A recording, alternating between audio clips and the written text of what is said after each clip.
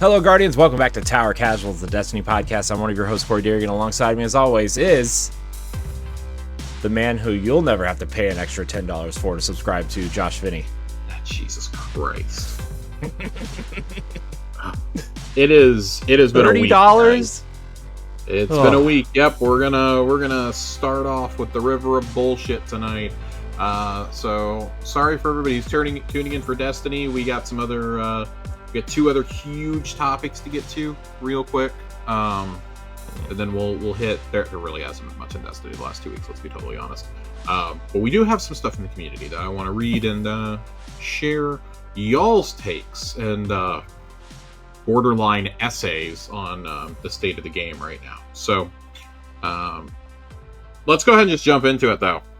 You guys know this is one of two shows that Corey and I do. We do Xbox Casuals on our weeks off. Was really hoping we could go 1 week without them embarrassing themselves, and well, here we are. Yesterday morning, it comes out that Game Pass Ultimate is going up by not $2 like it did last year. A whopping $10. It is now $30 a month for Game Pass Ultimate. You might ask yourself, what does that $30 get you other than, just unsatiated anger? $30, according to Microsoft's official infographic, which I have pulled up here, gets you 400 plus games playable across PC, console, and cloud. They are promising 75 plus day one games a year, including all Xbox published games on day one. Ubisoft Plus Classics Collection and EA Play included, as well as Fortnite Crew being added to the subscription in November.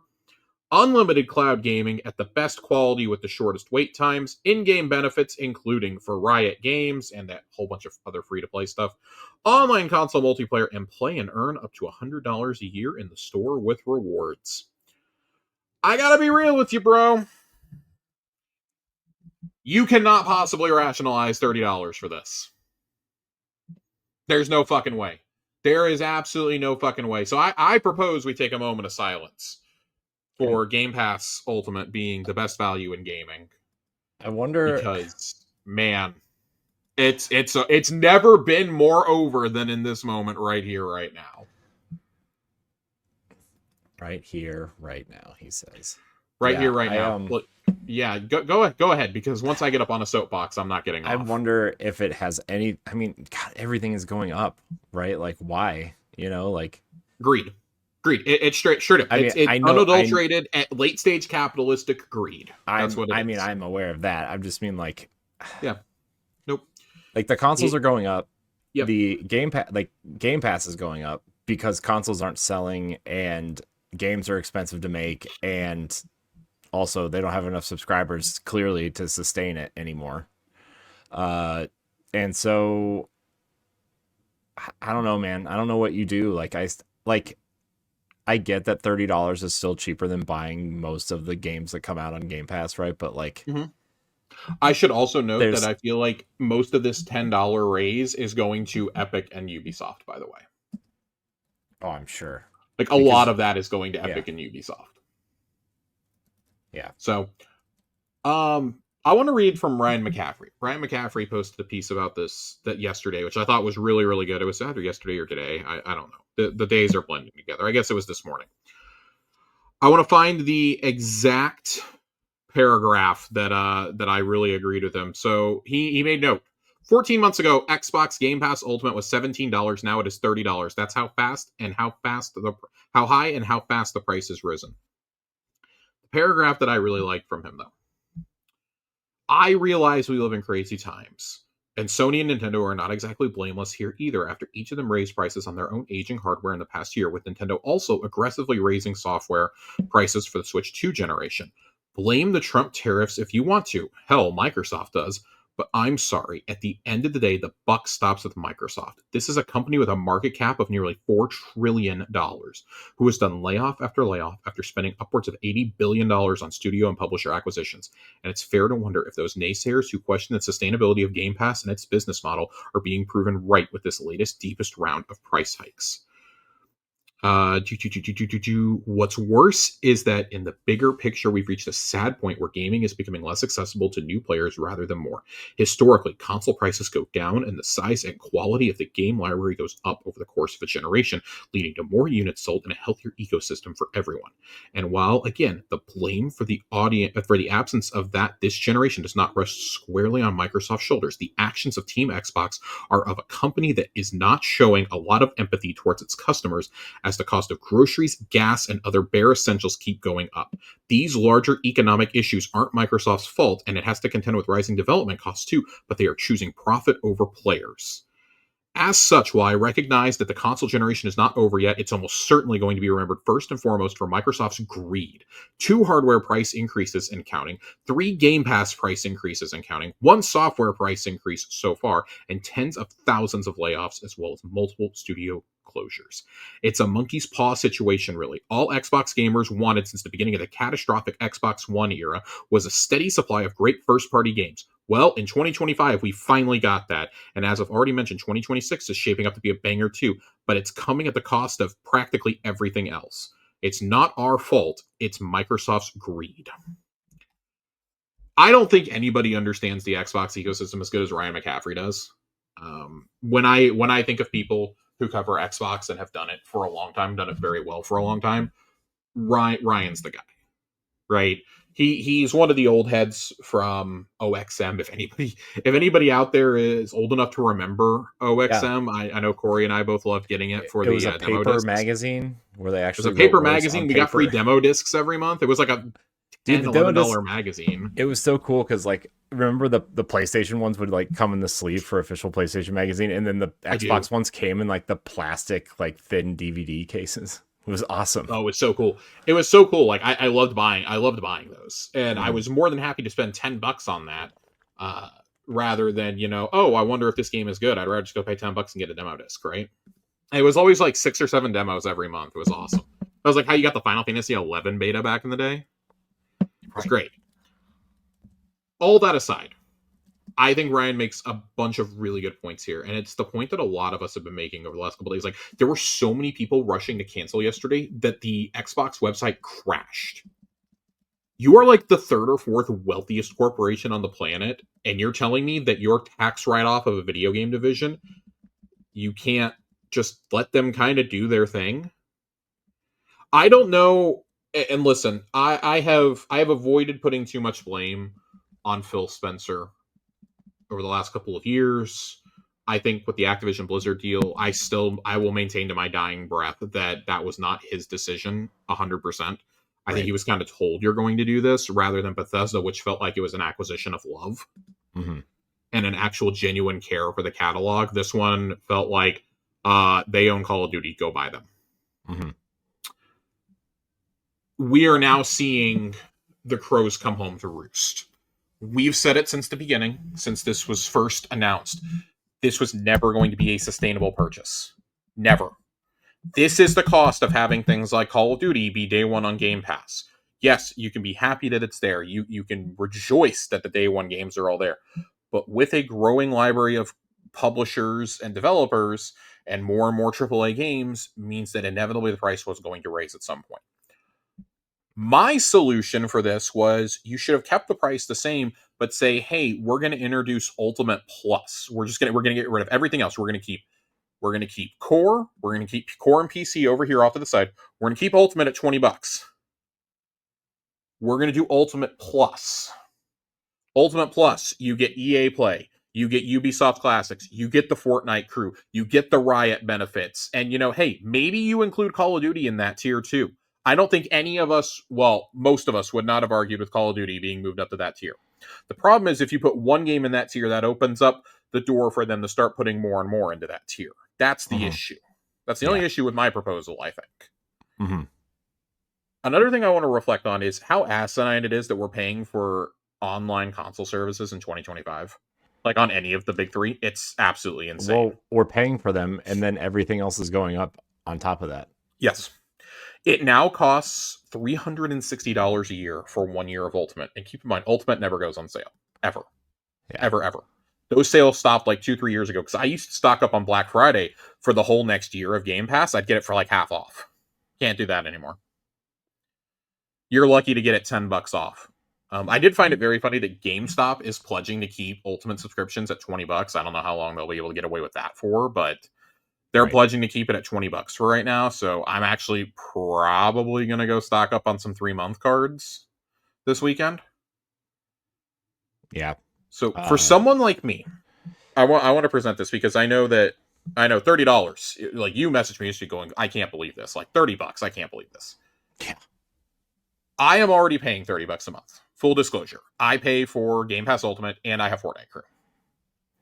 I play enough Fortnite that I have Fortnite Crew. I like it. I get my Battle Pass. I get my Music Pass. Things like that. I get some V-Bucks that I just bank for whenever I want something. It's great.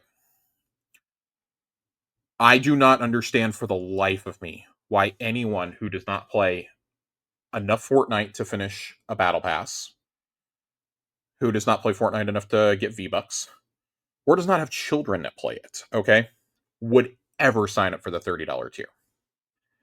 But it gets worse, Corey. Premium is the $15 a month plan. Okay, so the $20 a month plan is gone.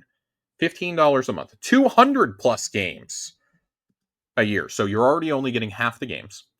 New Xbox published games within a year of launch. And there is a caveat to that, which I'm trying to read real tiny. Real tiny print. Where is it? Oh, I don't see it. Uh-oh. I can't read. It's so tiny. Oh, should be noted, that star excludes Call of Duty. So, if you were thinking, oh, I'll just sign up for it, I'll play Call of Duty at some point. Well, I'll play it towards the end of the year or something when it comes out. Nope. You thought. You guys fucking thought. You nerds. You thought you were going to pull a fast one on Satya Nadella. How dare you? Unlimited cloud gaming, in-game benefits including for Riot Games, online console multiplayer, play and earn up to $50 a year in the store with rewards, and then Core has been renamed to Essential, which, if you're paying for that, I'm so sorry if you're paying for this, because it's not worth it. I've said Core itself is not worth it either. PC Game Pass also is seeing a price hike from $12 to $16. That, though, I will note, PC Game Pass still, as of today, and as of yesterday's announcement, still gets you those day one first party games. That is hands down the best value. $16 for PC Game Pass. If you have a PC, drop Ultimate, go get that immediately. Go get it immediately.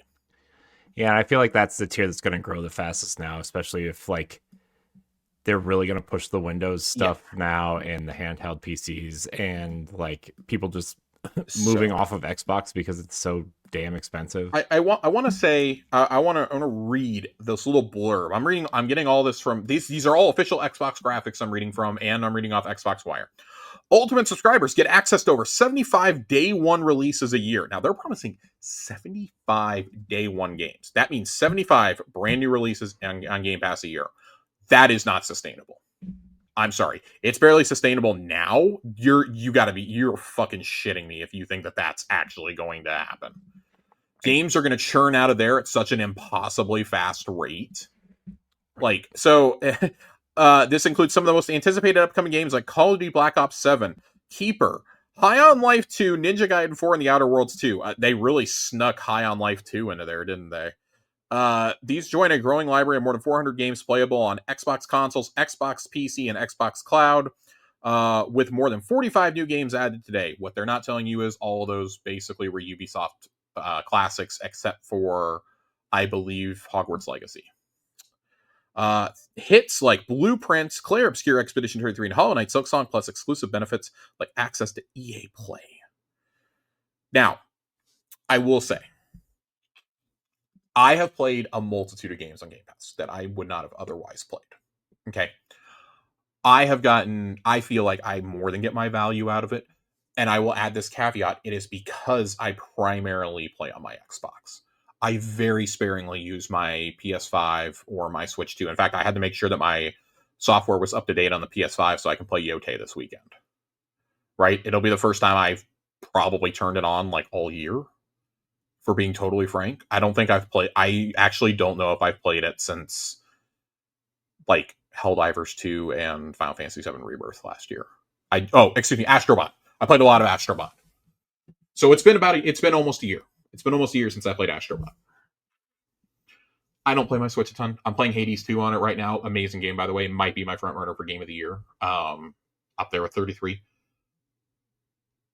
But I don't know how you rationalize $30. It would simply be cheaper to buy the games that you want, or wait for a fucking sale. Wait for a fucking sale. There's nothing wrong. Like, yes, for indies and for independent games, not just like indie, like, oh, $15 games, but like, games that don't have a giant publisher like, Microsoft or EA or Sony or somebody behind them. Those first couple weeks really do matter at full price for those games. And my stance has always been, if you can support, then support them. Okay. I feel like you're about to get so much shovelware slop coming to Game Pass because you simply can't pay for 75 premium games a year. It's not sustainable. It's not sustainable. And yet at the same time, I've played so many indie games that at a specific point in my life, 3-4 years ago, I would not have gotten to play a lot of games if I didn't have something like Game Pass. It genuinely has been a huge boon for me to discover games and to make gaming more affordable. But that was back when it was 10-ish bucks a month. Mm-hmm. And then it went up to 15, and I was fine with 15.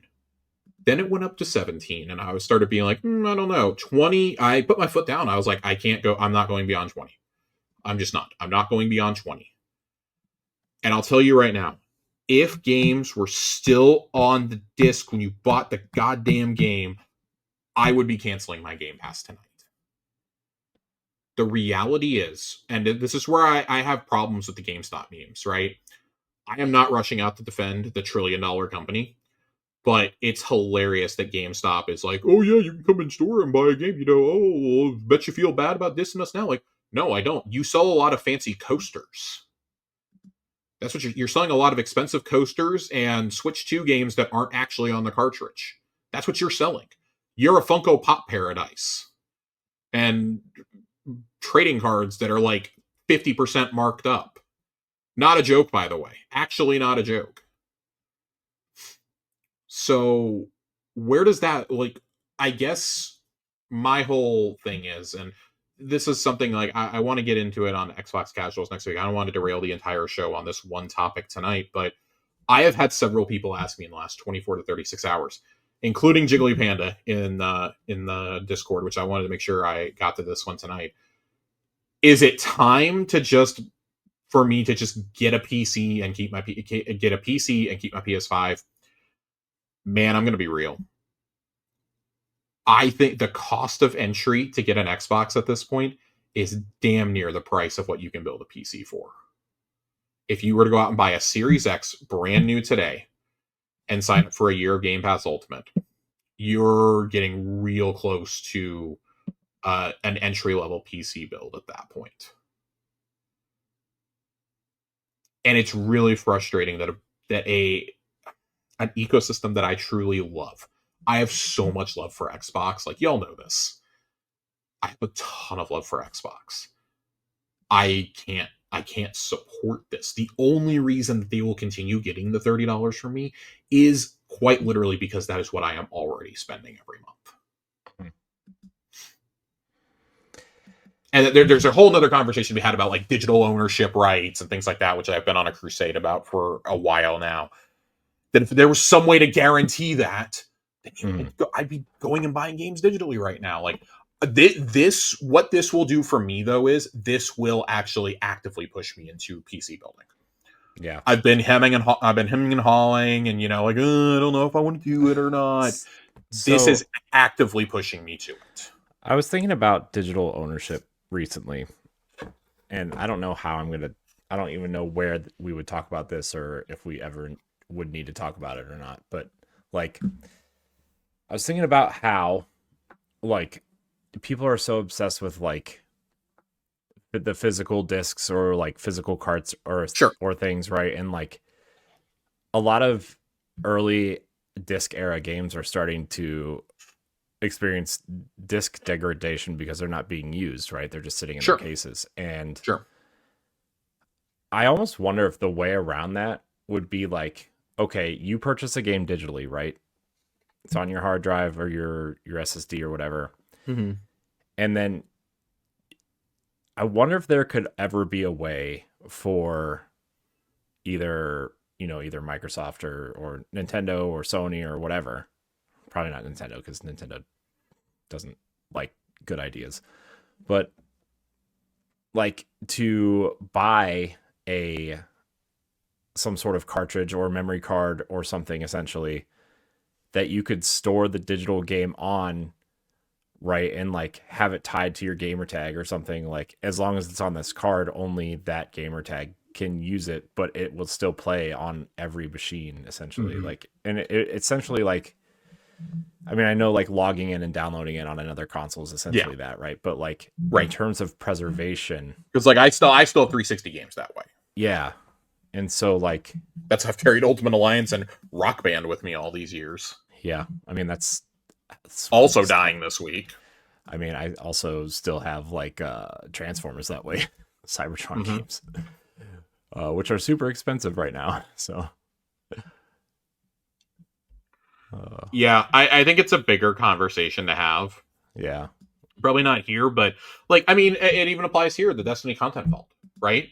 Why not just let me download the content that I want to play? You know, there's I paid for it. Like, why not just let me? It's massively upsetting and frustrating. So, all right. So, I'm not gonna spend too much more time on this. I will think about it a little bit more this week and articulate my thoughts a little bit better rather than just being kind of angry about it. And we'll talk about it next week on Xbox Casuals. I do want to read one other comment that we got in another thread from our friend Tiger Jesus, who said, oh god, let me scroll down. I was in another one. Oh god, I don't want to click out of this. All right. How the fuck is Fallout First,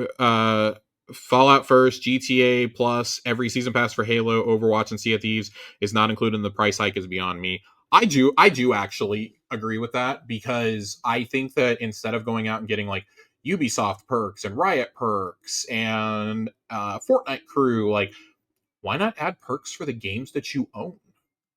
Give a little bit of premium currency to give like $5-10 of premium currency for Fallout for Fallout, for ESO. Like, why ESO premium? Why is that not included here? That's basically needed to play the game at this point.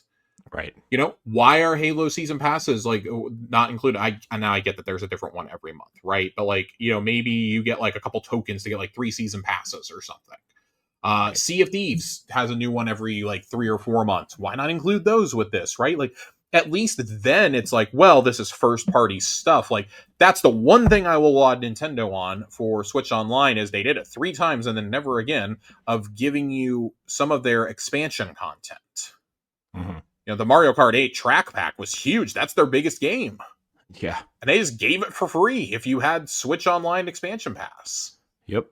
Right? When I see things like that, I see Happy Home Designer. Like, if Nintendo, who relies infinitely more on hardware and software sales than either of the other two, can do it, why can't they? Yeah. Microsoft did it one time. Remember when Hivebusters was free? And we were so happy about that, and then never again. Right. Never again. It's like they saw that we were happy about that and said, we can't have that. Right. It's a huge slap in the face. Like, and this is after they just had they had an amazing announcement of, I'm not gonna say the announcement itself was amazing, but it's amazing that we're finally getting Forza Horizon 6 in Japan. Like, the first Forza Horizon game in 4, almost 5 years by the time it comes out. And gotta go step on a rake real fast that we put out for ourselves in addition to the console hikes, right? And like, don't get this misconstrued. They did this at the beginning of Q4, okay? They wanted that bump in the earnings, and instead it's going to show a cratering. I almost wonder if they're trying to intentionally kill the console business at this point and kill Game Pass. Like, the penny pinchers have just realized, like, we cannot keep funding this. Primarily because console adoption was just so dog shit this generation already. Right. I don't know. I have just conspiracy theories, right? Yeah. I Well, mean, let's move I on to the don't other I don't catastrophic news of the week. Oh, you got some final thoughts, Corey? I was just gonna say is I don't know if console adoption is like that far off, like in turn like where PlayStation is and where PS5 is on par. It's on pace to eventually hit PS4. yeah, I'm just I like do know, like it has been said, like that PS5 would have been adopted at a faster rate if the support for PS4 would have been dropped, and yeah. it still hasn't been. So, and Yeah, Xbox okay. is the Series X and S, from what I understand, is behind the Xbox One, which was I think tapped out at like 45, 50 million ish. So that's not a great sign. Yeah.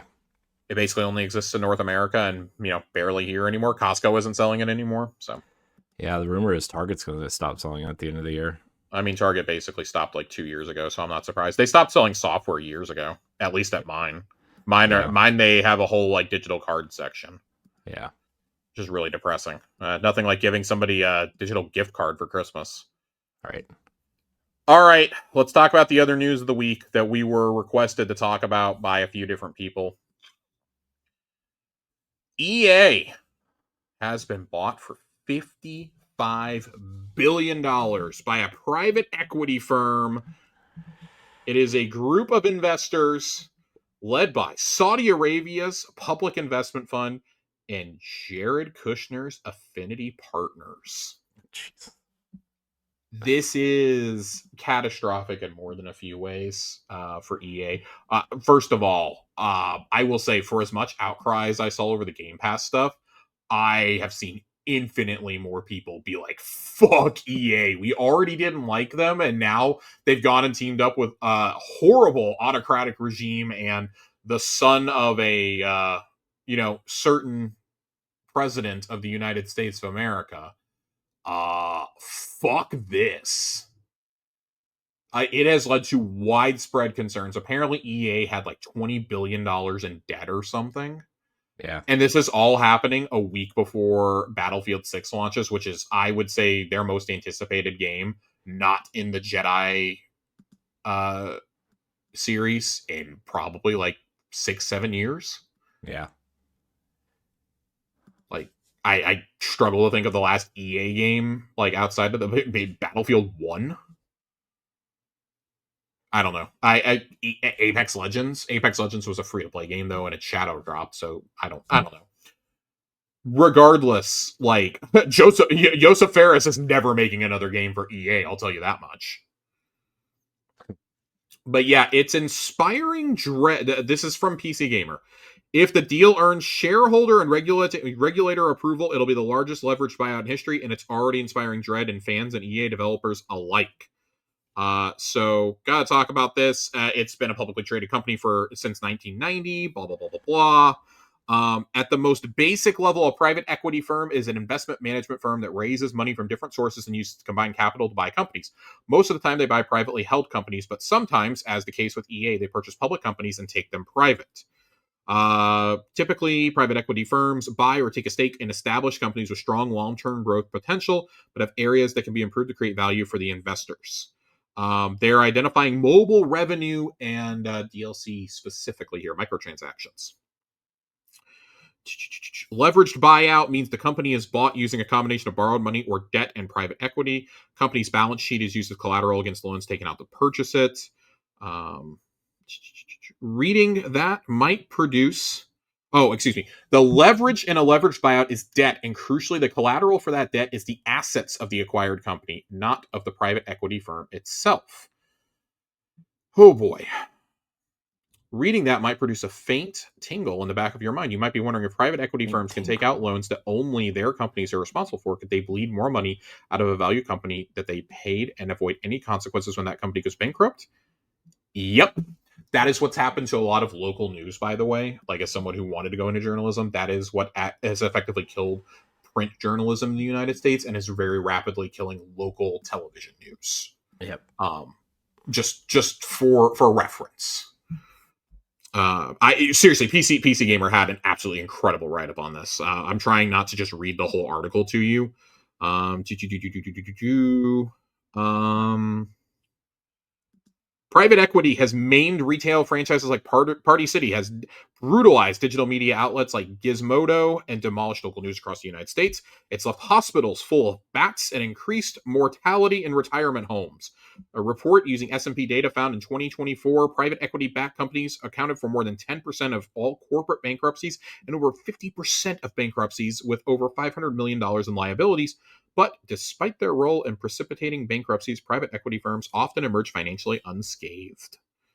There have been instances of this. The 2017 bankruptcy of Toys R Us. There have been successful private equity buyouts too, such as with Hilton. And then there's the Saudi Arabia of it all, right? We're only like a third of the way through this. Like the whole first third of it is just explaining private equity and leveraged buyouts. Saudi Arabia, guys, you should understand why this is a problem. You know, a regime that literally chopped a man up for speaking out against them and writing pieces critical of their regime. I mean, it's illegal to be gay over there too. Don't forget it's illegal to be gay. Women get executed. Women can't drive. They don't have the right to vote. Things like that. So, the PIF, which already held a 9.9% equity stake in EA, has flooded billions into sports team takeovers, esports tournaments, film partnerships, and sizable ownership stakes in companies such as Take-Two, Nexon, Capcom, Nintendo, and more. Saudi Arabia's Crown Prince, Prime Minister, and de facto ruler Mohammed bin Salman, who the CIA concluded ordered the assassination dismemberment of Washington Post journalist Jamal Khashoggi, also serves as the PIF's chairman. A State Department report found in 2024 that under bin Salman, there has been no significant changes in the human rights situation in Saudi Arabia, characterized by credible reports of extrajudicial killings, arbitrary arrest, torture, press censorship, and restrictions on freedom of expression. We've already seen Saudi video game investment land the royal family's favorite soccer player in Fatal Fury and send Assassin's Creed on a PIF-funded DLC getaway. This sparked concern that Saudi ownership will leave EA games like The Sims, which fans have made a haven for representation and diversity, subject to a regime with a documented history of women's rights violations. This month alone, we've been given proof that Saudi money is conditional. Prominent comedians like Dave Chappelle, Bill Burr, and Aziz Ansari have provoked a backlash from fans and peers by accepting outsized payments to attend a Saudi Arabian comedy festival in Riyadh. One comedian, Tim Dillon, was fired from the festival after rationalizing this decision to attend with a joke that acknowledged Saudi Arabia's estimated 750,000 individuals living in modern-day slavery. Yikes. So yeah, it is all yikes. And this is nothing to say. Nothing of the Jared Kushner of it all on top of that, right? I don't think we need to go down that hole. If you want to Google it, I'm not going to get into that story tonight. I think we're already at the maximum of modern day slavery. Not great, dude. Jesus fucking Christ, dude. Like this, so this is a catastrophe. I will tell you right now, I'm immediately concerned about The Sims. As much as it prints money for EA, I'm absolutely concerned about its future. BioWare is 100% gone. Oh, BioWare's gone. The Sims is going to be censored to hell. Yes. Yeah, I mean, it's going to be. I guess it depends on how. I mean, obviously they have a ton of control, but I wonder how much this is going to, if it's going to be like almost like, you know how Chinese companies invest in developers and like you can't say the words Taiwan or have any Taiwanese flags or anything that kind of goes against China in these games, right? But like, I'm not saying this is good or bad by any stretch, but I'm just saying like it seems like the Saudi fund. I mean, they are. I will say this: this is beyond a investment like you noted with Chinese companies and like the PIF itself has done before. This is this is the majority stake. They will control the majority stake of EA. Because they're not keeping the company public, they're taking it private, which means they will own it all with Jared Kushner. So this is something we've genuinely never seen before. This is like the equivalent of Tencent going out and buying fucking, I don't know, Ubisoft, which I mean they're kind of doing already, like, but on a level that is I would say, very arguably worse. Mhm. Yes, I think that China has its own problems and whatnot. I think China is unfairly demonized by a lot of the West, just because that's a lot of us were brought up, in the 80s and 90s.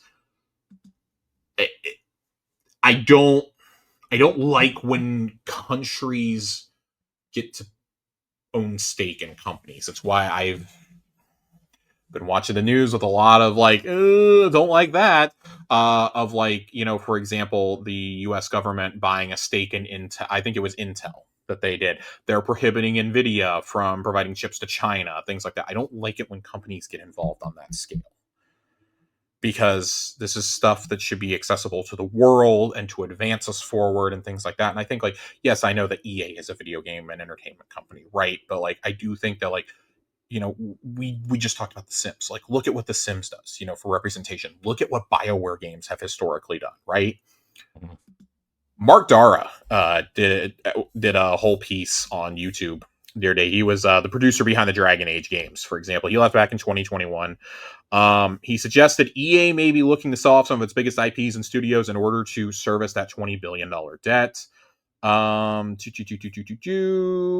EA has a huge repository of dormant IPs that are just sitting there. It seems unlikely the new resulting structure is going to be eager to suddenly revive a bunch of those IPs. I agree. It makes sense for this new group to want EA Sports whole and strong and to continue doing what it's doing. EA Entertainment may make a lot less sense. So you can potentially sell all of EA Entertainment being sold to another group with deep pockets. He suggested that as this deal has likely been in the works for a while, it's conceivable EA's new structure was intentionally planned to make it easier to solve parts of the business. EA owns plenty of studios that haven't shipped a game in a while or have experienced problems or make the kind of games this new company isn't interested in making anymore. What does all this mean for BioWare specifically? For studios to have more of a track record, especially a track record that maybe doesn't line up with your own political views, you're going to look at that studio and wonder how you make them fit your new structure. It's hard to imagine you have BioWare pivot from having very progressive messaging to having the reverse because it's what the government wants. It's hard to imagine that the public perception of a game that comes out of BioWare, even if you do that, isn't apocalyptically bad. And there was some speculation, I believe. Let me check my Discord messages. I had it sent to me by a friend. That basically, if you were to sell off parts of if you were to sell BioWare off, this was his own personal speculation. It was not something that was sent to me. His own personal speculation. And this is a friend that I trust pretty strongly on the RPG scene. So that he personally thinks that Microsoft, Sony, or Amazon is going to step in to try and buy BioWare. Because at least under Microsoft and Sony, you would still have that autonomy, right? You would still be able to make the games you're traditionally known for. Microsoft, they've got the long-standing business relationship there, right? Like, Microsoft published their first couple games. I personally think they probably will get sold off / released. I could see Microsoft stepping in and being like, hey, we want to buy the Mass Effect IP, like, buy in quotation marks, and we're going to give it back to you guys after Mass Effect 5 ships. We'll publish it, since we're now multi-platform. We'll publish it and we'll help eat the cost because we know Mass Effect is a guaranteed hit, right? Mm-hmm. And then you guys can go on your merry way. Maybe you do a second game under us or something. Maybe we help you get the funding for those couple games. We do a deal like with Ninja Gaiden 4, something along those lines. I could see something like that happening. I think that makes more sense feasibly for a big studio like that to probably happen through Microsoft, but Sony cannot be ruled out. Kojima Productions, their partnerships with Kojima, with Koei Tecmo, with Shift Up. Is it Shift Up? Is that who made Stellar Blade? Yeah. Okay. Obviously a notch below, but I mean, like, Kojima and Koei Tecmo are not small. Team Ninja is not small, right? They have those partnerships, and I think that that's really, really important. Like, if you see one of them step in, fine. With Amazon, I'd still be worried with Amazon. Amazon can't seem to ship a game, and yes, they have deep pockets. They have the connection because of the Mass Effect TV show that's happening, but I mean, Jeff Bezos is also willing to roll over for, the same types of people. So do you really want them in charge? Like, damn, I mean, I know we just got done lambasting Microsoft for 25 minutes, but like, at least as of right now, you'd still be able to release Mass Effect over there. I don't know, some food for thought there, but yeah, I thought it was interesting that Mark Dara was coming out and talking about that. Someone who I don't think ever wants to work for a big company ever again was like, yeah, hey, this looks like the only way that classic BioWare is going to survive. By the way, add BioWare to the well, we've chronicled this before, but that's like one of the ones that got away. You know, all those years ago, they had the opportunity to buy them 20 years ago, and they didn't. Mm-hmm. Just still one of the most asinine decisions in the history of Xbox, I think. Yeah. Like, just Jesus Christ, man. But I mean, you would have the money to do what you want to do as long as you're not taking 8 years like the initiative. You'd be okay. Right. Otherwise, you're risking getting shut down. But I think Microsoft would want to jump at it because, hey, you know, they'd be looking at it as, oh, you know, look at the IP and this and that. Look at the storied IP we can bring over. I'm sitting here going, hey, Jade Empire 2? Anybody? Please? I don't know. Trying to make a joke at the expense of something absolutely awful. So, Man. Any other thoughts on EA? Again, I'm gonna gather a lot more thoughts and do some more diving on this before this week or before next week, I guess I should say. Yeah, I mean, I think EA. Yeah, I mean, we'll talk more about it next because like this just happened yesterday, right? This happened 2 days ago. 2 days So ago. this So happened like, on Tuesday. Xbox happened on Wednesday. yeah. So Or EA happened on Monday. It either happened on Monday or Tuesday. Yesterday was Xbox Day, though. yeah, yesterday was Xbox, so Tuesday was EA. And then what a catastrophe. Something else happened today, though, right? Like I was like, oh, well, the Xbox news has already expired because something else happened today.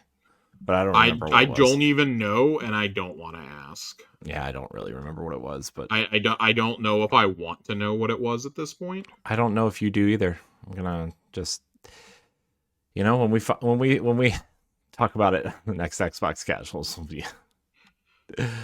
All right, let's go ahead. Let's go ahead and get into a little bit of Destiny news. There's really not much, you know. There's been 2 weeks of Destiny stuff, not a whole lot. I'll be real with you guys. I watched a little bit of the Epic Raid. I did see the boss. I think you guys should go in as unspoiled as possible if you plan on doing the Epic Raid. I think it was really cool for like lore purposes, especially. And like this, man, the Raid and Dungeon team just cooks. I'm sorry, they cook. They cook, man. Like they consistently the best team at Bungie. They're awesome. But that was like kind of all that got talked about last week. In all honesty, was just like a lot of stuff about the Epic Raid. That's an awesome raid ring. If I gave a shit about those, that's really awesome. Yeah. But they are bringing back Raid Night. So when the Epic Raid launches, Desert Perpetual will have 2 weekly challenges. First can be completed in either version, which unlocks a second in the Epic Raid. Challenges will grant bonus rewards in each encounter based on the number of feats you have active. This bonus gear will drop with an upgraded tier and seasonal power. So if you have up to 2 feats, it will be tier 4. And if you have 3 to 5, it will be guaranteed tier 5 armor.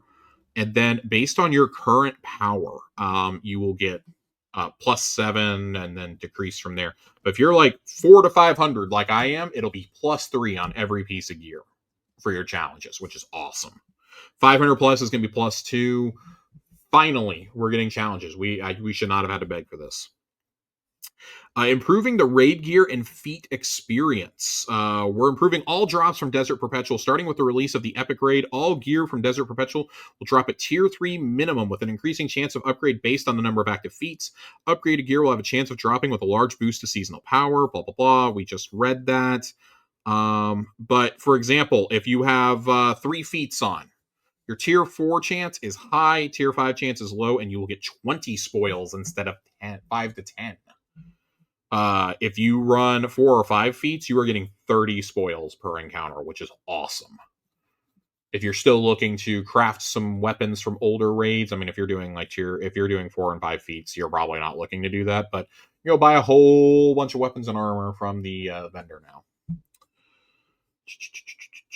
We're monitoring engagement with the feat system. We want to provide meaningful choices for players to configure the experience to match their desired difficulty and provide consumer rewards. Because it's an outlier in terms of difficulty, we've increased the impact to encounter rewards for cutthroat combatants. Now it will count as 2 feats, which is really cool.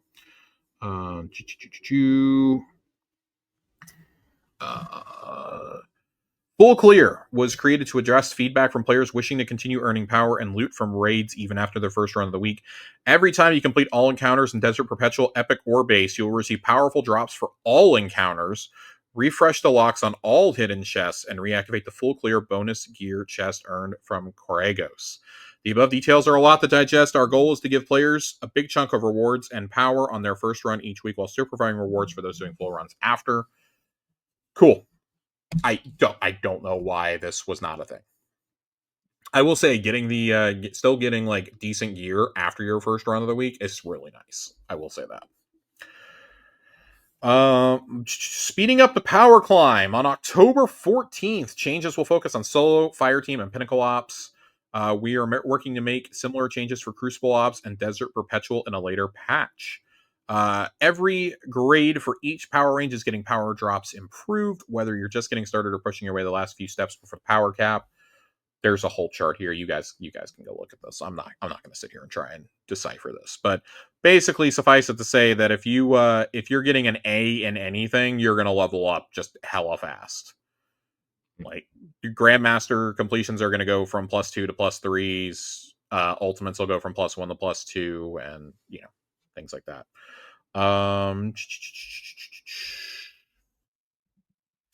Bonus engrams are getting improved, which, again, something we've been asking for since July. Extra bonus engram rewards you get on top of your completion prizes will now have the same power as the engrams from the chest.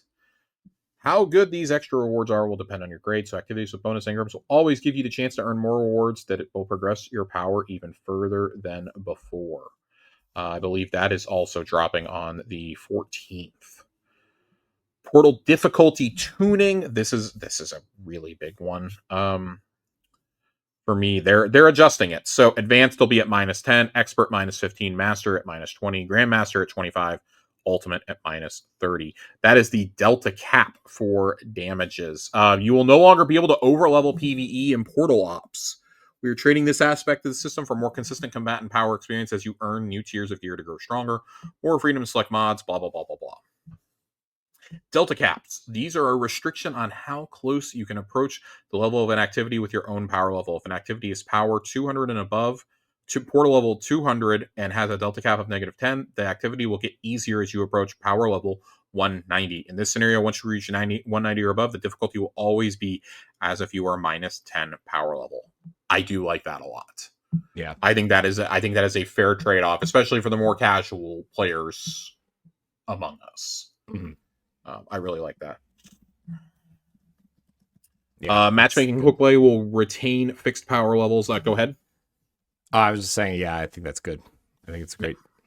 It's really good. I like that. Timers will be removed from match-made portal activities, and the 5% minimum time bonus has been incorporated in these activities. Thank fucking God. Locked loadouts will be removed from master level quick play activities. We're allowing join in progress for grandmaster and ultimate level difficulty activities. Expert will have 1 challenge, 1 boon, and 2 banes. Master 2, 1, and 2. Grandmaster 3, 1, and 2. Ultimate 4, 1, and 2. That makes it a little bit easier to plan your loadouts, I think, rather than just getting surprised by a smorgasbord being thrown at you. Mm-hmm. Conquests are going to keep their difficulty tuning, and I think that's fair. I think it's totally fair. Expert, a master, grandmaster, and ultimate 20, 30, 40, and 50 level under across the board. There is also something really nice here. If you have been away from the game, on October 14th, there will be a catch-up chest, which will have a set of portal gear at power level 300, as well as an amount of unstable cores. I can't wait for them to give us 100 unstable cores. It's going to be like it is in the Battle Pass, where you get 25. Right. If you are above that power level, you will get a powerful upgrade instead. Cool. There's more changes coming on October 14th. Expect more details in a future Squid. I don't think they gave them to us this week. This is last week's Squid I'm reading, by the way. So, I mean, yeah, we've been haven't been here in a while, so. Banshee has been recast. New voice actor for Banshee. Ian Gregory. No idea who that is. Banshee might finally have a bigger role. They need somebody else to say, "Ugh, ugh," and like hold. Yeah, Telesto. they need somebody else to not Telesto. talk. Essentially, they need that person to grunt at Telesto when it breaks the game again. It's so dumb. I do not understand this. Oh, that's so funny. I don't understand why this is a thing, but I mean, I wonder if there's like a bigger something coming up that either there almost has to be if you're presenting it this way. There almost has to be. Yeah, because the exact phrasing here is in preparation for Renegades in the future of Destiny. Yeah. So, I guess we'll find out. Last week, gonna fly through this week really fast. Arms Week is back. Yay! So happy. Pick up a shotgun, complete challenges to unlock the new Shotguile volatile weapon mods. The 3 mods for next week are going to be unstable shells, landing precision hits, or most of a pellet spread will attach a delayed explosive to the target. Illegal trigger, every shell fired increases rate of fire for a short time. Magazine size and reserves are increased beyond their normal limits. Aftershock, final blows create a wave of energy behind the target. I actually could see unstable shells becoming a real perk in the future of these 3. I think that would be fun. Changes coming to the ammo system in Crucible. When players who do not invest in the special ammo meter system are struggling to earn even a minimal amount of ammo, we want to make sure to not increase the amount of ammo available at the high end while bringing the low end up and making it more reasonable to run a special weapon even without any heavy investment. Special ammo meter gains at no/low investment for primary ammo weapon final blows by 33%. That makes me a little happy personally. I do not invest in it whatsoever because I very sparingly play Crucible. There are a lot of changes to adaptive hand cannons specifically. Finite Impactor in particular is getting its range, handling, and reload all buffed by 10 points. That's going to be, Finite Impactor is already fine, but yeah, that's going to be big. Spread shot hand cannons. Jeez. Reduced range by 5%, increased spread by 10%, increased recoil by 25%, reduced handling by 10%. Yeah, that thing's a fucking menace. I hate those things so much. I hate them. And then sidearm. Heavy burst sidearms are reduced body shot damage from 33 to 31 and reduced crit hit damage by 3 points overall. But we don't care about that. What we do care about is the new exotic mission, Corey. Yeah. There's a new exotic mission dropping on Tuesday called Heliostat. Return to the Playlands. Finish what Maya began with her daring heist on the Vanguard Vault. I guess that's what she was going after, ? The conductor seeks to expand the reach of her Echo using abandoned Warsat technology, storm the Golden Age facility alongside psionic allies to ruin Maya's plans, and claim the Wolf's Bane exotic axe as your own. This new exotic axe is the first of its kind and an homage to times past. Reap restorative Quicksilver nanites when hitting and killing targets. These nanites fly to the wielder, attaching to the axe, and reconstruct the blade to something even greater. Once enough nanites have accrued, hold reload to overclock the blade, increasing its damage output and transforming the heavy attack into a swarming, flaming Quicksilver Swarmnado. Sounds really cool, but if we're going to use the Quicksilver nanites for this instead of Siva, why couldn't we have had that be a central point in the play glands? Why would you? Why would you? Why would you do something that makes sense? Yeah, well, that's silly. When creating the new exotic mission, originally named Warsat Heist when first announced, we wanted to provide a chance for players to tackle the new mission with friends for the first time or help new friends get their first completion clear while still getting powerful rewards. When you tackle it for the first time, players will be locked at normal difficulty and fixed modifiers for consistent experience. Be rewarded with a power bump for all fire team members no matter where in your journey you're at. Once completed, the full portal tiers and modifier customization options will be available in Pinnacle Ops, and you'll need to be configured appropriately for continued power progression on future runs. Important to note, players who have not completed their first run cannot join a normal unlocked version, but players on their first run can invite players who have already completed their run to play with them. Players above 200 power who have already completed their first run will get tier 1 rewards capped at 200 for playing with friends through their first run. And players below 200 who have already completed their first run may still receive rewards that gain them power while running through Helo stat for the first time.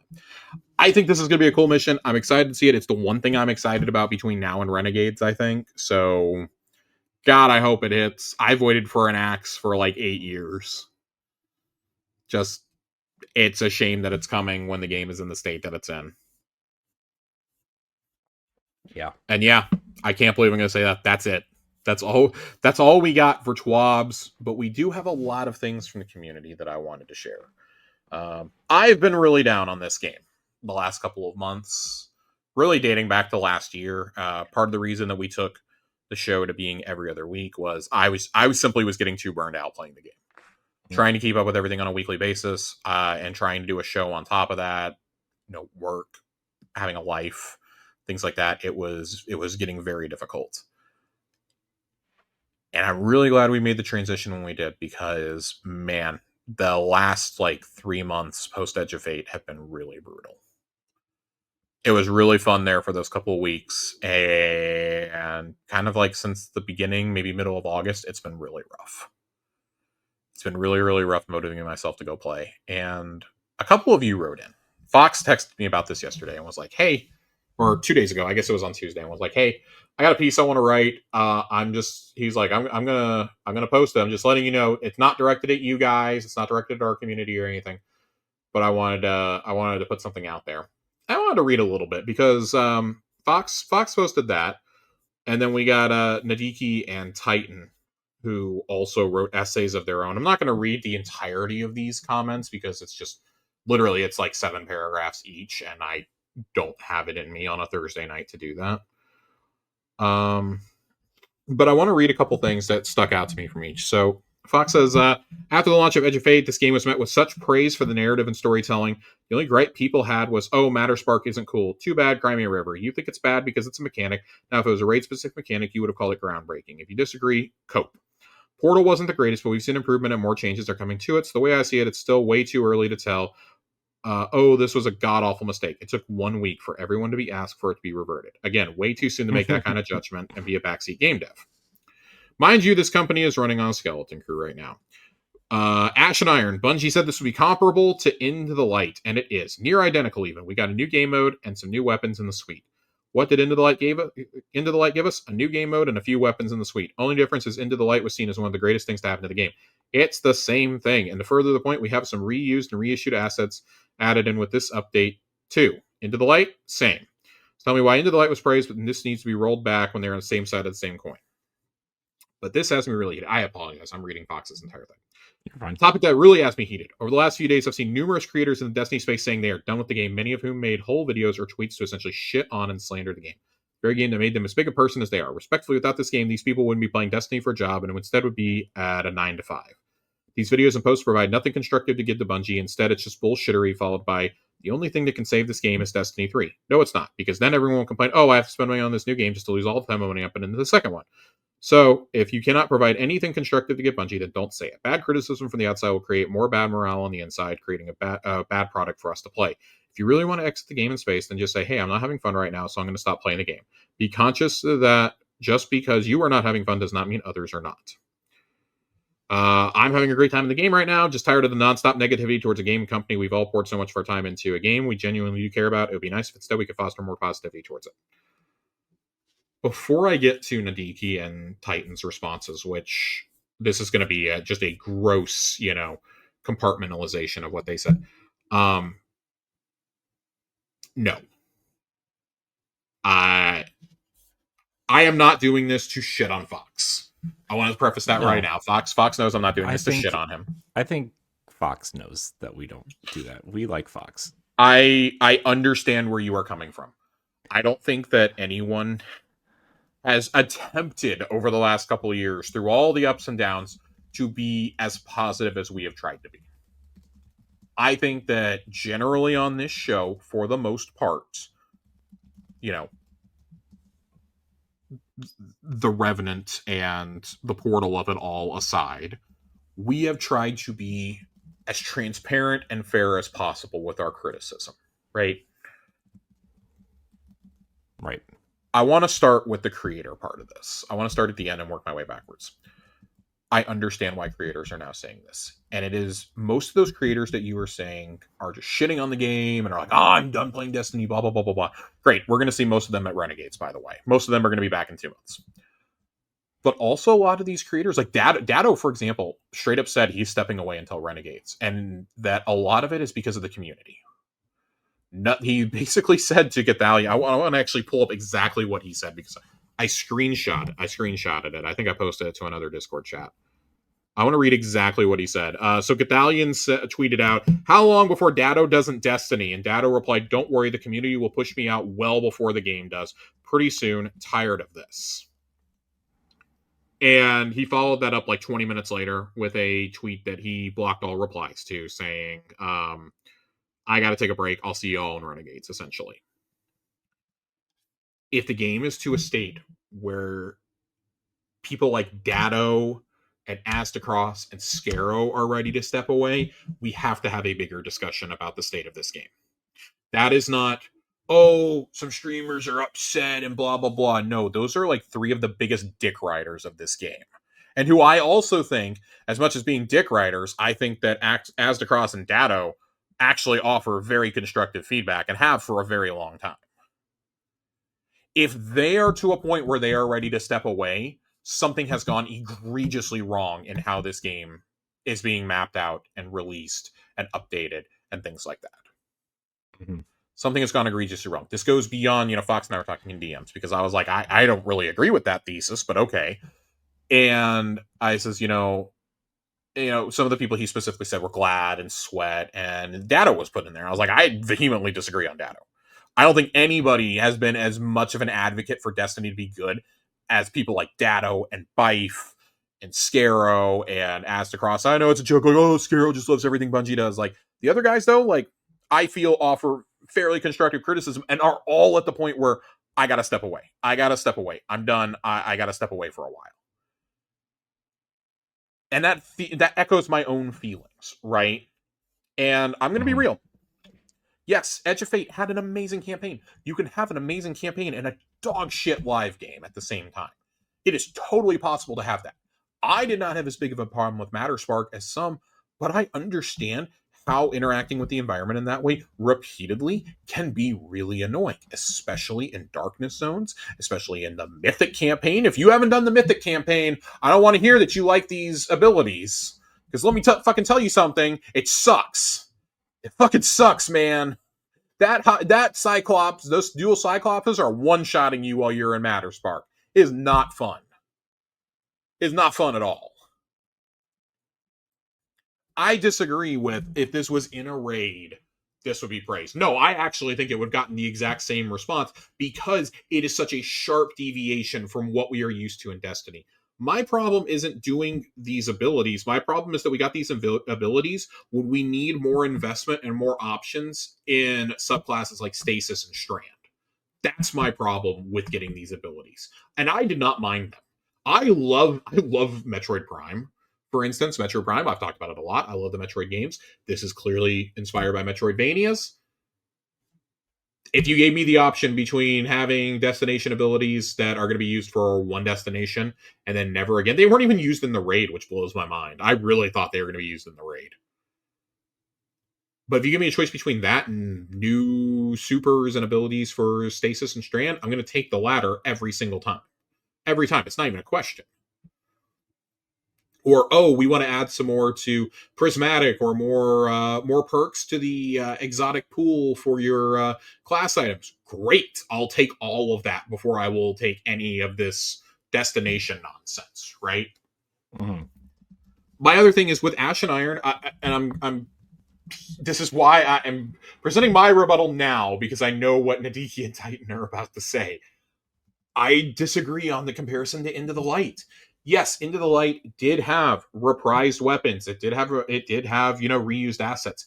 It had reused assets in a brand new mode, though. We had been asking for a horde mode for how many years in this game?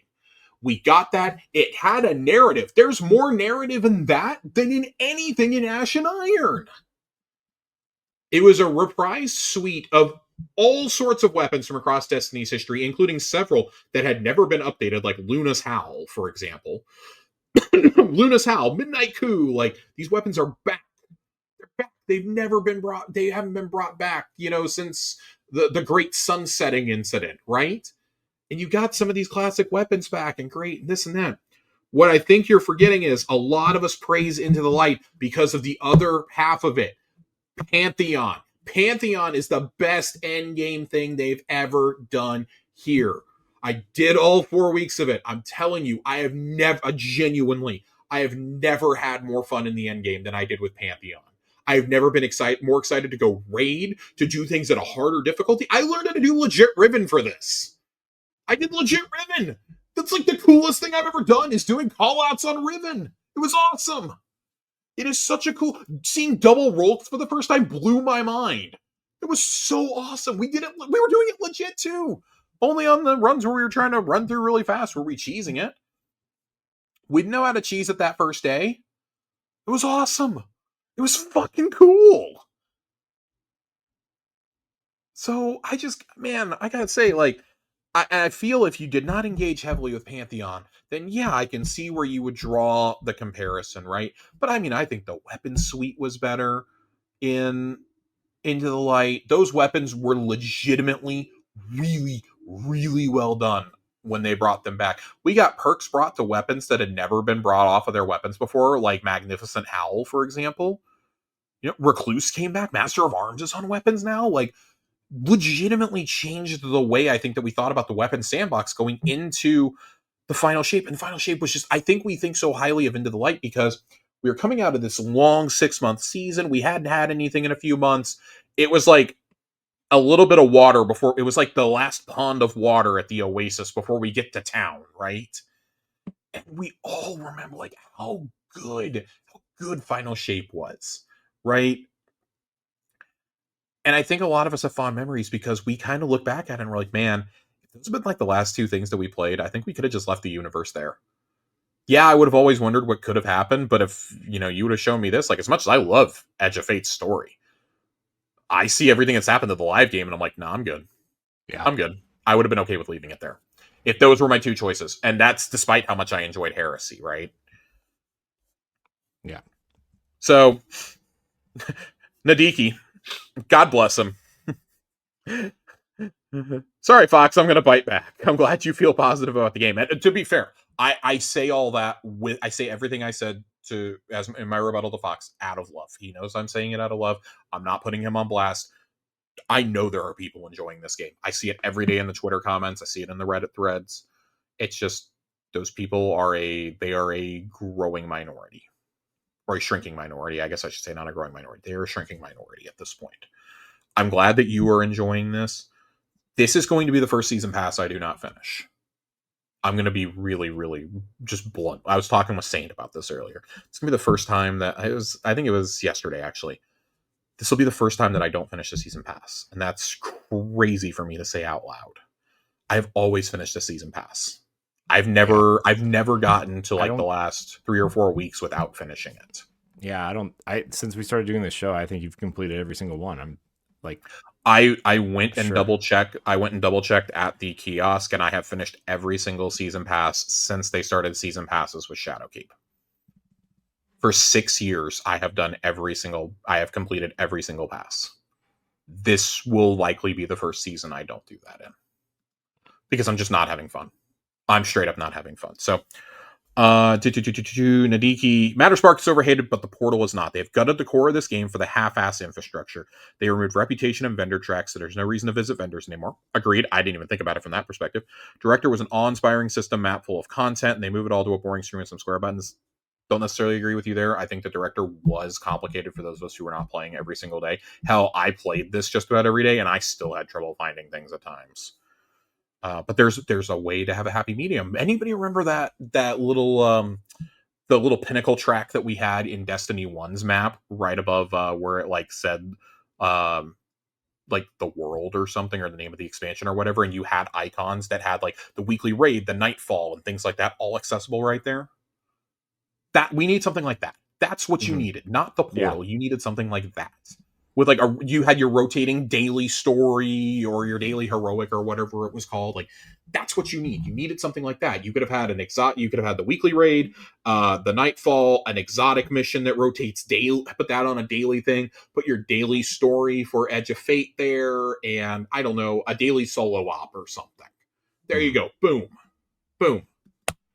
And maybe if you click on that, it opens up a little sub menu. Like that's just the stuff that's guaranteed to like give you the best rewards and have matchmaking and like, oh, but you have things you can still load into with your friends and you can set your own modifiers. I think something like that would have gone over better. You're not getting rid of the director, you're making it simplified for everybody while still honoring what came before, because the director is fucking cool, man. As complicated as it is to navigate sometimes, it's fucking cool. Yeah.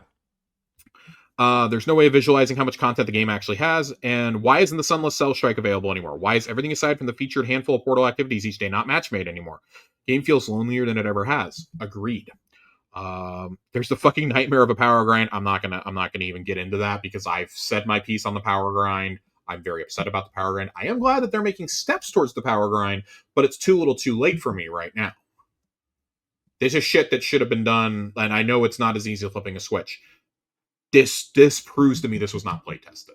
Mm-hmm. There's no way you play tested this at the 4 to 450 power climb, now the 450 to 550 power climb, and told me that was actually test played. I want to see the testing logs. I want to see the fucking paperwork, because I don't believe that for a goddamn second. Mm-hmm. That's insane. Whole reason for the bullshit grind is to get tier 5 gear objectively the best. I'm not settling for building with tier 3 or 4 armor using tier 3 god rolls. I will say at least we will be able to upgrade that stuff to tier 5 going forward. I will say that. That is like some small piece of solace, but it took them 2.5 months to tell us that, right? Right. Into the Light is not the same as Ash and Iron. I will die on this hill. Majority of the community already has. Yep. There are different levels of asset reuse. I think just blanketing all of it as asset reuse is really just not great. Like I'm very against reusing assets, but I think that how Into the Light did it was genuinely a smarter way to do it. Like it was a brand new activity in those spaces. Yes, still telling a story, still unique encounters, etc., etc. Brought us new god rolls and really cool hollow foes, Midnight Coup, Falling Guillotine, Hammerhead, Mountaintop, Sudden Death, Judgment, so on. People are excited to farm these new awesome rolls. They also gave us reply shaders like Super Black was a big thing of that. And fucking Pantheon. I've already done that. New weapons, very mid rolls. Here is the part that I wanted to call out from Deekies. There's no new shaders, no new title, which I'm very upset about. No new fun endgame related activity, and on top of all that, they kick us in the dick with dead Siva after begging for it for a fucking decade, and they rub it in with the Scion Siva dialogue, Splicer corpses sprinkled about, and Maya's search for Warmind tech. Siva plot threads are right there, and they threw them in the dumpster. It's not even close to Into the Light, and the call to equal is laughable. I'm gonna be real. I don't give a fuck about Siva. I will die on this hill.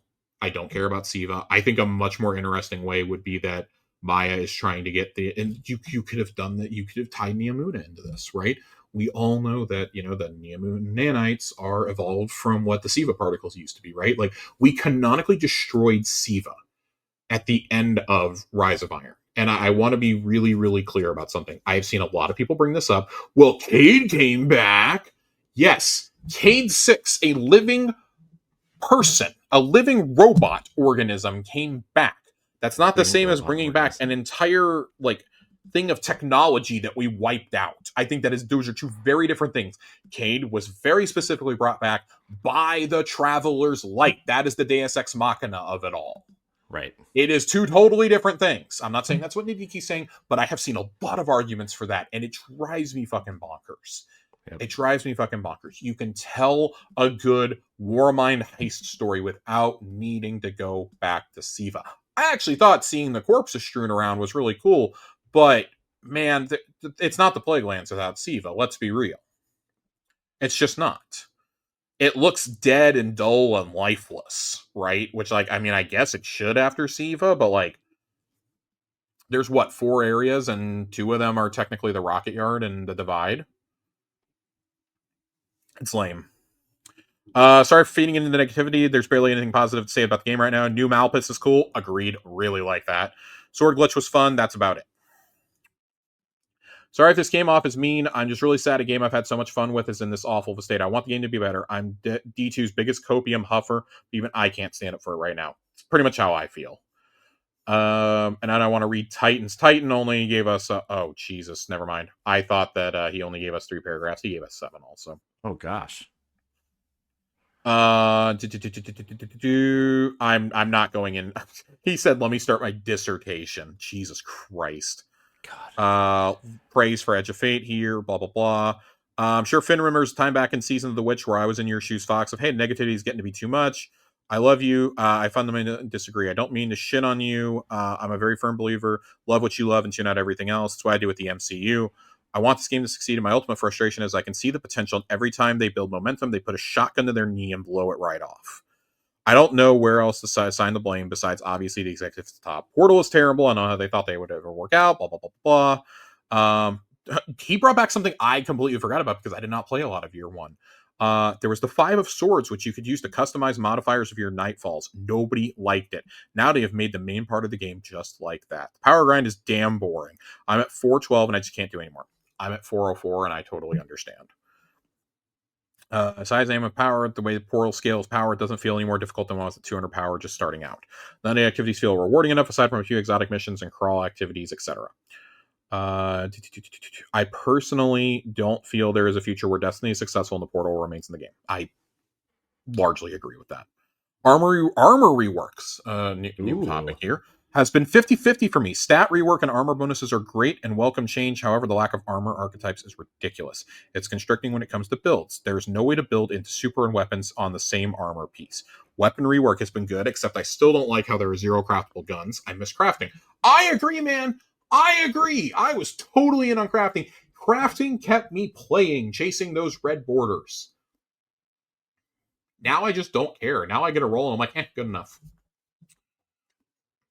Yeah, but it's just like I just feel like there's more streaming about Siva and the Plague Lands. We've said our piece on that.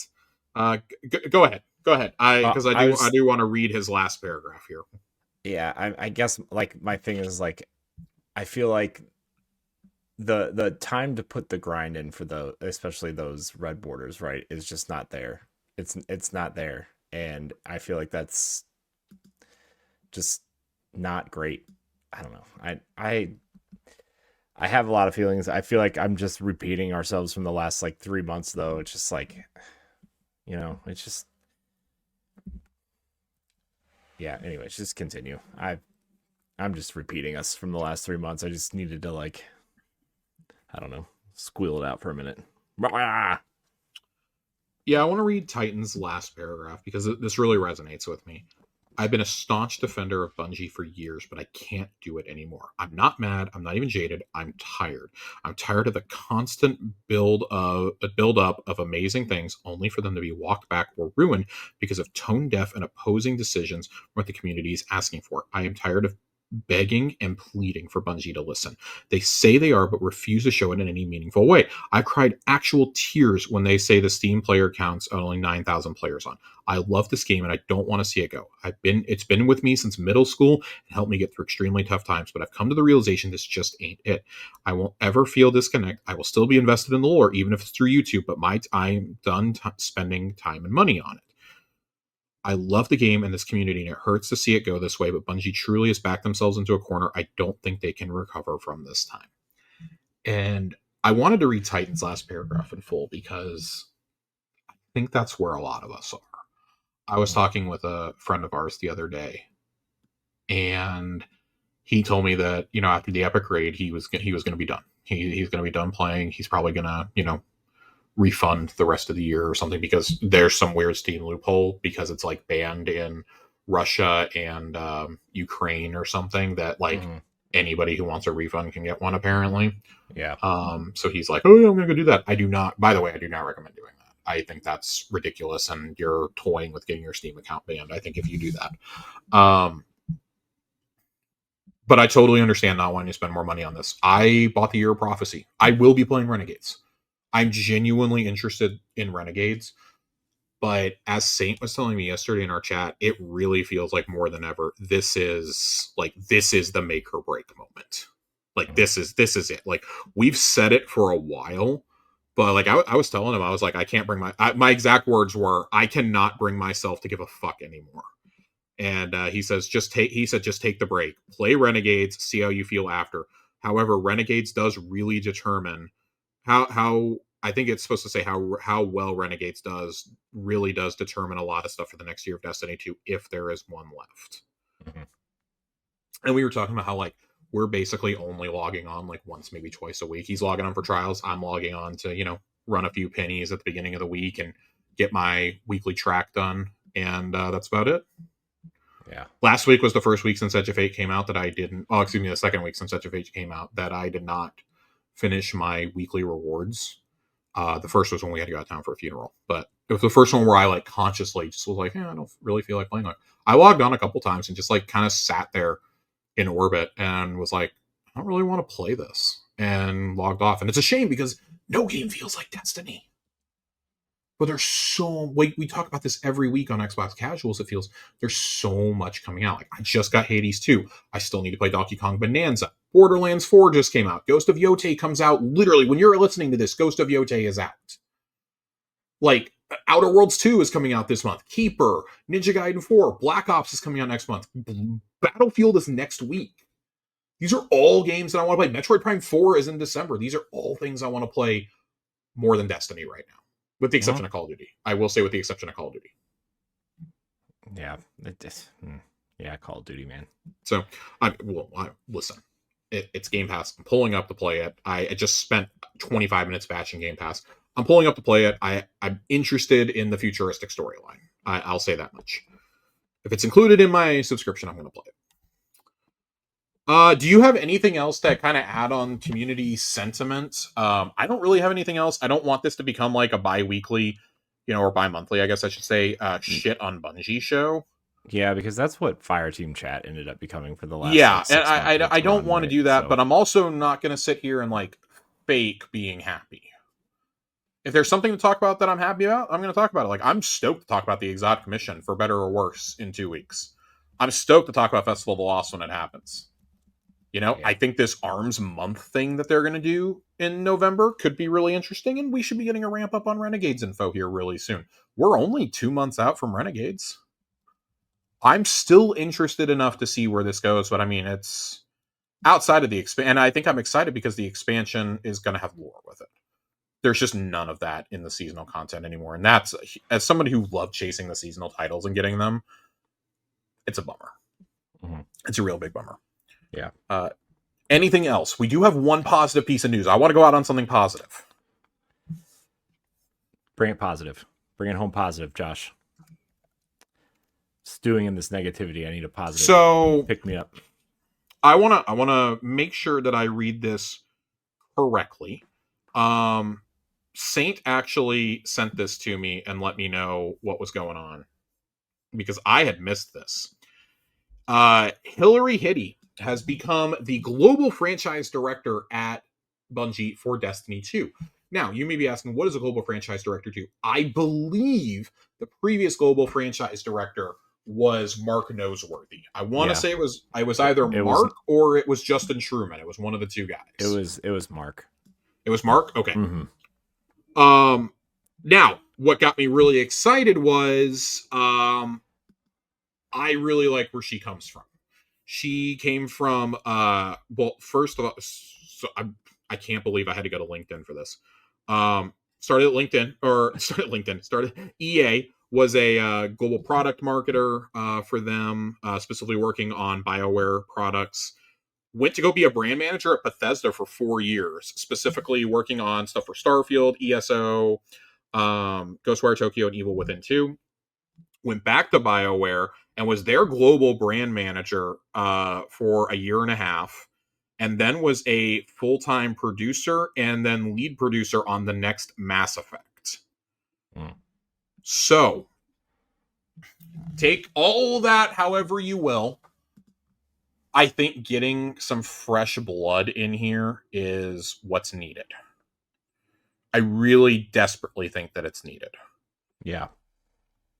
And I think it's good that you're bringing somebody in from outside. I do think it's good that it's not, another white dude who's leading the franchise. Like, it's good to get somebody from outside. She seems very excited about it. She literally said this was like a dream come true, that she's played this game for so long and was so excited. I'm very happy. We need people who play this game to be in charge of the game. And as positive as I'm going to be about this, I feel really bad for her because she's coming in at an all-time low in community morale. I don't know if there is any saving this game. If she had come on like a year and a half, 2 years ago, I think that it probably would have been way better. We needed fresh blood long before this, but also, like, the other thing I'm going to say is, and it has nothing to do with Hillary. Where the fuck is Tyson? Where the fuck is Tyson Green at? We need a state of the game from him. We need him to come out and just admit, like, hey, we know shit's bad, instead of rolling Robbie Stevens out there to take the bullets for him. Like, get your antisocial ass out there and let us know that you're actually listening, because right now I see no proof that you're listening. Mm-hmm. I see that you're rolling community managers and your assistant game director out there to take the hits for you. Right? Tyson and Justin need to say something. I know Justin's over the whole studio and he's probably preoccupied with, making sure that Marathon isn't, plagiarized anymore. But at a certain point, you guys got to come out here and face the music. I'm sorry. Like, that's part of being in leadership. And that's part of what we screamed at Pete about not doing. And like, oh, Mark and Luke are hiding and this and that. Oh, Joe Blackburn's being rolled out there to take all the hits and this and that. And like, for all his faults, like, I feel like we had the most success under Joe. Yeah, it was rough at first, but look where we got to. We ended on the final shape, man. Right. He went out on a banger. I will die on the hill that man quit his job rather than fire more people. I will die on that hill. Mm-hmm. But I don't really have anything left to say. I'm sorry that this wasn't a very happy Tower Casuals this week. I usually like to bring a little bit of positivity, and I am excited about Hillary's job. But overall, just, man, I think Fox, Nadiki, and Titan all have very valid views. You are certainly entitled to feel the way you do. Fox, happy with the state of the game. Nadiki, really mad about it. Titan and I just, like, kind of sad. Just, like, kind of realizing that this is a chapter of our lives coming to a close in a really unceremonious, shitty way. This is not how I thought my time playing Destiny was going to end. I thought it was going to end because I just simply didn't have time to keep up with an ongoing game anymore. I never thought they would make the decision for me. And that's the bummer. So yeah, it's gonna end on a bummer, but excited to come back in a couple weeks and talk about that exotic mission, if nothing else. Excited for that. And Festival of the Lost is coming up, which is always I don't know if it's always a fun time, but it's something different. It's not Portal activities. I don't think. I hope not. At least it's not Haunted Lost Sectors again this year. I mean, yeah, fair. I mean, yeah. Hopefully I'll do the Epic Raid in the next couple weeks. I would love to talk about the Epic Raid. I'm trying to keep myself as unspoiled as possible, outside of, obviously, I've seen part of the final encounter. And I know where it takes place and everything, and I think it's really, really cool for the lore hounds. So yeah, it's yeah. Haunted Lost Sectors, everybody, or Ghost of Tsushima and Metroid Prime 4. All right, Josh. We got anything else, Josh? No, I have nothing else, man. I'm pooped. I'm tired. I've been negative for an hour and a half. Yeah. Josh, my back hurts. Can I admit something to you, Josh? Yes, you can. Since Saturday night, I've slept 11 hours. Oh, Jesus Christ. Like, that's not even an exaggeration. I've literally slept only 11 How are you alive? Dude, I literally woke up this morning and was so tired. My body was shaking. So, I will be putting... Sorry, everybody, I guess, in advance. But I guess you already know by now. But I will be putting a very minimal effort into this edit. So... All right. Well, Josh, let's get out of here. Everybody out there, thank you so much for watching and or listening to this episode of Tower Casuals. You can catch us. I forgot. I have one more shout out. I'm so sorry. I just thought about it when I clicked back to my Discord. I wanted to shout out Go Birds, formerly Cade 6, for being the one who soloed the Pit of Heresy today. Oh, he soloed Pit of Heresy today? Soloed Pit of Heresy, posted it this morning while I was having my morning coffee, and said, I know it's Pit, but I just soloed my first ever dungeon. First of all, no. We're not going to discount this because it's just Pit. Fuck that, dude. I'm never soloing a single dungeon, okay? So also, you Pit of have Heresy, already accomplished plenty in my eyes. I mean, Pit of Heresy, that's not really a easy thing to do anyway. So no, especially with some of the changes that they have made. Yeah, so with the armor rework and whatnot. Bravo. And that finishes his Harbinger title too. Let's go. Yeah. Let's go. I am very, very excited for you, Bird. Very excited. Love it. All right, now you can get me out of here.